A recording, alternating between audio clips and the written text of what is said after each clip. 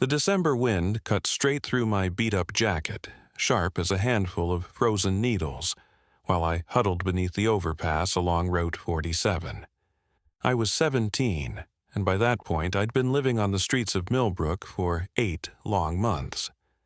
My foster family had moved 3 states over, and, thanks to some paperwork screw-up nobody bothered to fix, I'd aged out of the system a year early and got left behind. So I built myself a tiny spot here, tucked behind one of the concrete pillars where the highway crews stored their winter salt barrels. It wasn't much, just a sleeping bag I'd pulled out of a donation bin, a tarp stretched between a couple of barrels, and a small backpack with everything I owned. But it was mine, and more importantly, it was hidden enough that the cops hadn't run me off yet. I was sitting there reading a water-stained paperback I'd found in one of those little free libraries when I heard them. The motorcycles. At first, it sounded like distant thunder rolling in, but the rumble kept growing until the ground itself seemed to buzz underneath me. I leaned just far enough around the salt barrel to see a line of bikes pulling off the highway into the rest stop, maybe 50 yards away. Even from where I sat, their patches were easy to make out. The Iron Skulls Motorcycle Club had been part of Millbrook longer than anyone I knew. They ran a legit custom bike shop on the east side of town, but everybody also knew they controlled most of the county's underground business too. Folks respected them, feared them, usually both. I'd spotted their president around town a few times, a massive guy everyone called Iron Mike. His face looked like it had been carved out of old stone, and his arms were covered in ink that told stories I never wanted to live. He'd never once noticed me. Guys like him didn't see girls like me. We were background noise. The bikers parked and gathered near the covered pavilion, their leather creaking in the cold. I counted 15 of them, all dead serious. This wasn't a casual evening ride. I was about to duck back behind my barrel when something else caught my eye. On the far edge of the rest stop sat a car, parked just outside the reach of the streetlights. Living on the streets had taught me to spot things that didn't match the picture. It kept you alive. The windows on the car were fogged over and I could make out movement inside. A little alarm bell went off in my head. Something about it felt wrong. The Iron Skulls were wrapped up in whatever meeting they were having, their voices echoing across the frozen pavement. I caught bits and pieces: shipment, territory, northern route, stuff I had no business caring about. But that car, I couldn't stop watching it. Then the door cracked open. A tiny figure stumbled out. A little girl, maybe 7 or 8, wearing a bright pink coat. She wobbled, took one weak step, and crumpled onto the icy asphalt. I didn't think. My legs just moved. Back in school, before everything fell apart, I'd taken a CPR class. The card was still in my backpack, one of the only documents that proved I even existed. I sprinted across the rest stop, sneakers slapping the concrete, and the bikers still hadn't noticed a thing. By the time I reached the girl, her lips were blue, and her skin was pale as fresh snow. She wasn't breathing. I dropped to my knees, ignoring the ice soaking through my jeans. Tilted her head back, checked her airway, clear, no pulse. I set my hands on her small chest and started compressions. 1, 2, 3, 4, just like they'd drilled into us. 30 compressions, 2 breaths. Her chest rose. Good. Again, compressions, breaths, compressions, breaths. What the hell are you doing? The voice boomed like a storm breaking. I glanced up and saw Iron Mike marching toward me, fury twisting his face. The rest of the club formed a wall behind him, all leather and anger. "She's not breathing!" I yelled, not stopping compressions. "Call 911!" Iron Mike froze when he got close enough to see her face. The color drained straight out of him. "Lily, that's my daughter. What happened? What did you do to her?" "I didn't do anything," I said, still working on the girl. "She came out of that car, there." I nodded without stopping. She just collapsed. One biker was already on the phone with 911. Another yanked open the car's driver door and shouted, "There's a guy in here. He's passed out and, Jesus, there's drug crap everywhere." Iron Mike dropped to his knees beside me, his huge hands hovering uselessly above his daughter's tiny body. Will she? "I don't know," I told him honestly, giving 2 more breaths. "She needs to start breathing on her own. Come on, sweetheart. Come on." I'd been working on her for nearly 2 minutes when her body suddenly jerked and she coughed hard. I turned her onto her side just in time as she vomited, trembling all over, but she was breathing. Shallow, ragged breaths, but breathing. "Lily, baby girl," Iron Mike whispered. He reached for her, but I lifted a hand. "Don't move her yet. She's breathing, but she's not conscious. The ambulance is on the way, right?" 3 minutes out, a biker called. I kept 2 fingers on her pulse, counting each beat. Now that the panic was settling, the rest of the picture started clicking into place. "The man in the car, is he her father?" I asked. "No." Iron Mike's voice sounded like 2 slabs of stone grinding together. "I'm her father. That piece of garbage is my ex-wife's boyfriend. He was supposed to drop Lily off at my place an hour ago. I met them here because Sheila didn't want him knowing where I live." He swallowed hard. I thought she was just being difficult. I didn't know he was using again. I didn't know he'd have Lily in the car while he was high. It didn't take much to connect the dots. He'd probably been smoking or injecting something with the windows up. A kid locked inside, breathing in whatever fumes were filling that car. Carbon monoxide, drugs, maybe both.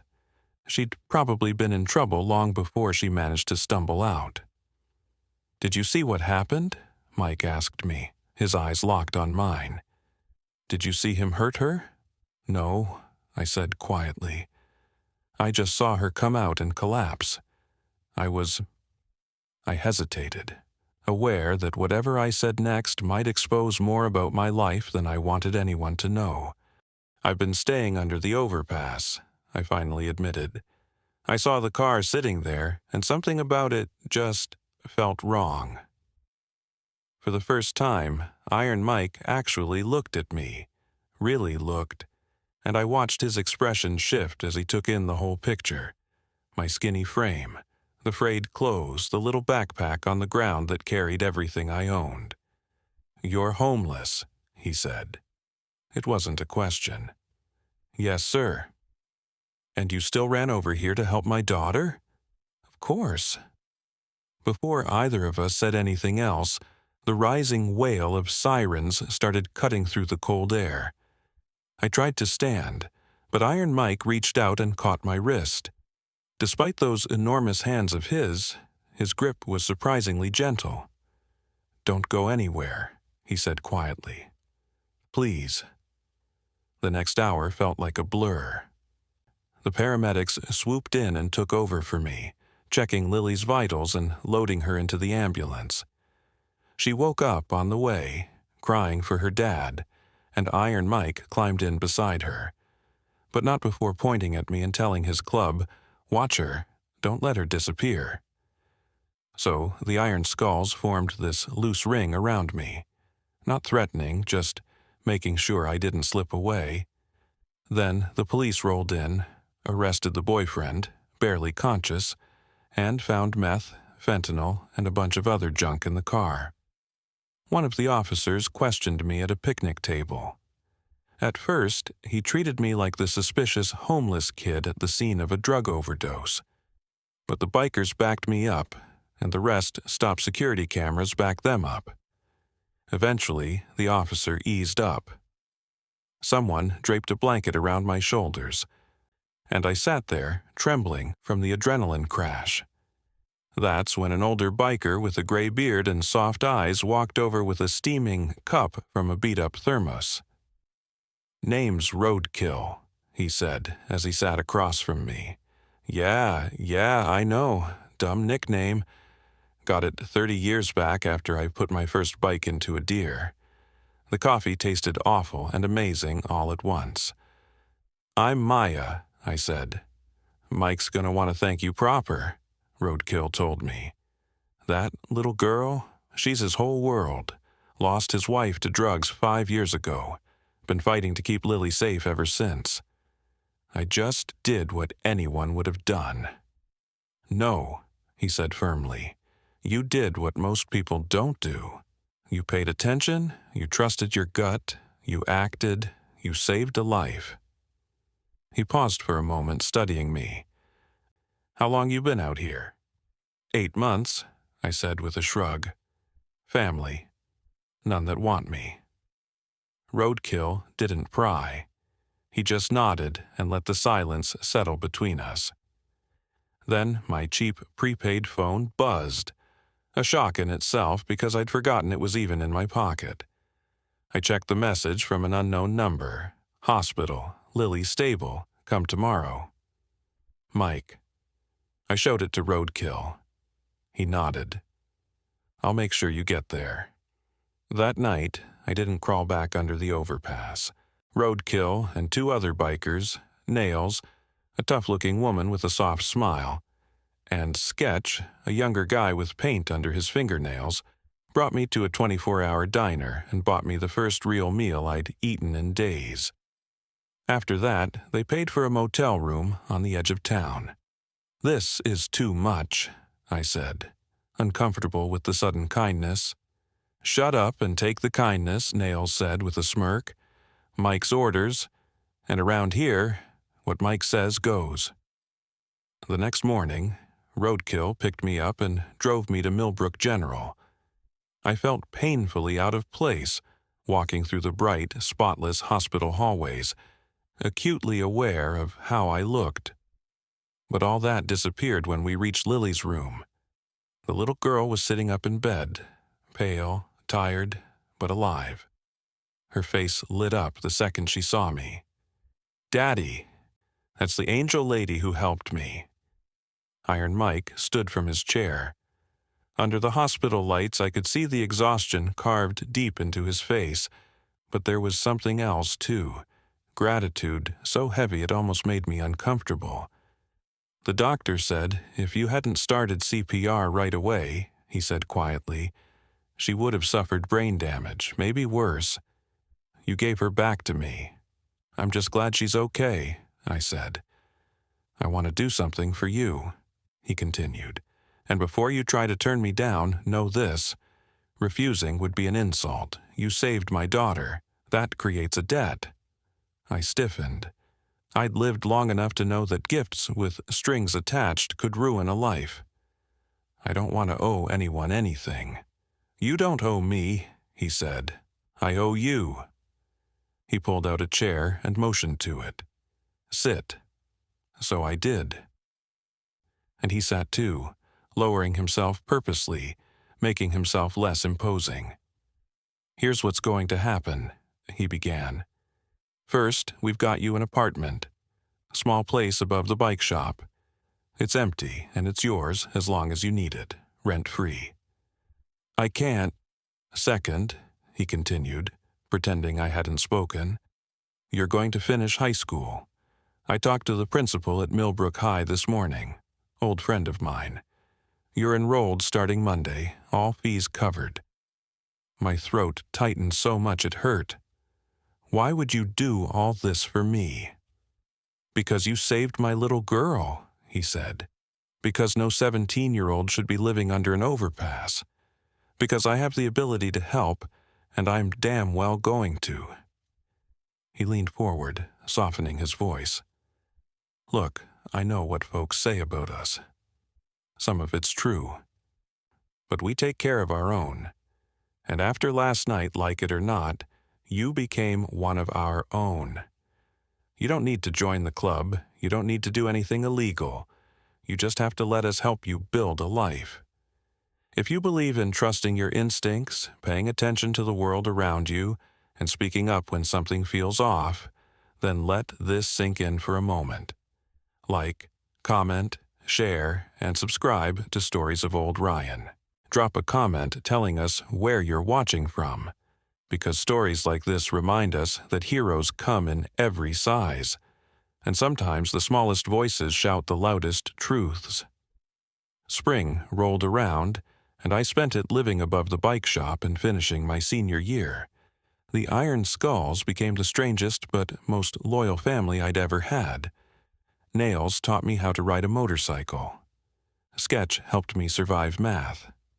Roadkill made sure I ate and hauled me to school on days I wanted to skip. And Iron Mike never asked for a thing in return. He treated me like what I'd become, a member of their extended family.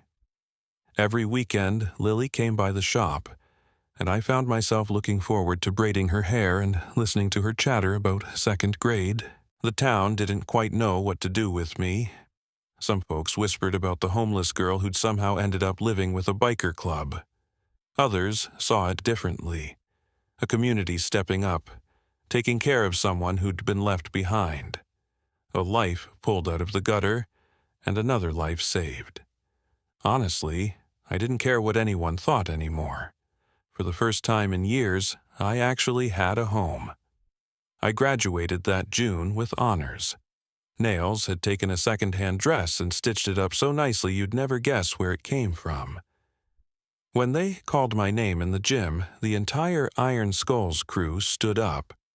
Leather vests, loud cheers, boots stomping on the bleachers. They were louder than any family in the building. I even caught Iron Mike wiping his eyes. That summer, I started community college. I'd finally figured out what I wanted to be on that freezing night at the rest stop, a paramedic. I wanted to be the person who showed up when someone's world fell apart. I wanted to save lives the way Lily's life had been saved. I still lived above the bike shop, but now I paid rent by helping answer phones and keeping the books straight. Iron Mike insisted everything be proper and official, no charity, no pity. Just work for work. I appreciated that more than he knew. One warm August evening, as I was locking up, Mike called me into his office. Lily was there too, practically vibrating with excitement. "We've got something for you," Mike said. "Show her, Daddy," Lily squealed. Iron Mike pulled out a leather vest. It was smaller than the club vests, just the right size for me. On the back, stitched with care, were 2 patches. Iron Skulls MC at the top, and at the bottom a single word, family. "You don't have to wear it if you don't want to," Mike said quickly. "It's not a full patch, no obligations. We just wanted you to know your family always will be." My hand shook when I took it from him. The leather felt soft and worn. Later, I'd learn why. It had been his wife's vest, carefully kept after she passed. He'd taken the most precious thing he had and given it to me. "Thank you," I whispered. "No," Mike said quietly. "Thank you for noticing my daughter when you had every reason to worry only about yourself. For acting when most people would have looked away. For being exactly where you needed to be when it mattered." "I was just paying attention," I said. "Exactly." He nodded. "You paid attention even when life had beaten you down. That's what makes you family." If this story touched your heart, take a second to like, share, and subscribe to Stories of Old Ryan. We bring you stories that prove courage doesn't come from size or age, just from choosing to do the right thing. Tell us in the comments if you've ever noticed something important that everyone else missed. Your story might inspire someone. 5 years passed in what felt like a heartbeat. One crisp morning, I stood in the parking lot of Millbrook General Hospital wearing my brand new paramedic uniform.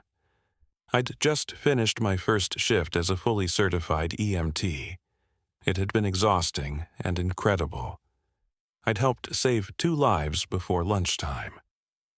My phone buzzed with a text from Iron Mike. "Proud of you, kid. Come by the shop. Lily wants to show you her science project." I smiled and texted back, "On my way."